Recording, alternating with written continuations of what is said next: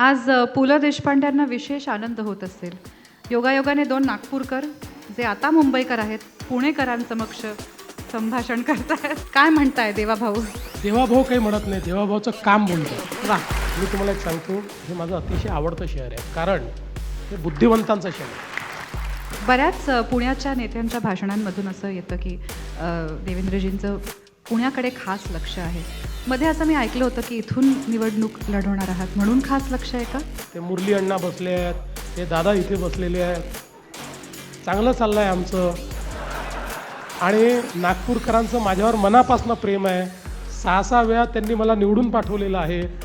त्यामुळे पुण्यावर फक्त प्रेम ठेवायचं आहे. निवडणूक नागपूरहूनच लढवायची आहे. तुम्ही लोकांना जवळ आणणारे एक्सपर्ट आहात. इथे भाऊ भाऊ तुमच्यामुळे जवळ आले आहेत, इथे भाऊ बहीण तुमच्यामुळे जवळ आले आहेत. आता बहीण आणि भाऊ नेमके एकत्रित आले आहेत का, आणि ते माझ्यामुळे आले असतील तर तेही मला धन्यवाद देणार आहेत का, याची मला कल्पना नाही. 15 तारखेनंतर कळेल. 15 तारखेनंतर कळेल. अजितदादा अगदी हल्लीच त्यांच्या एका भाषणात असं म्हणाले की मेट्रोचं तिकीट मोफत केलं पाहिजे.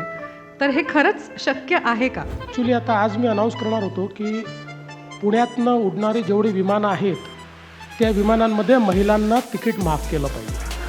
अनाऊन्स करायला काय लागतं? आपल्या बापाचं काय जातं अनाऊन्स करायला?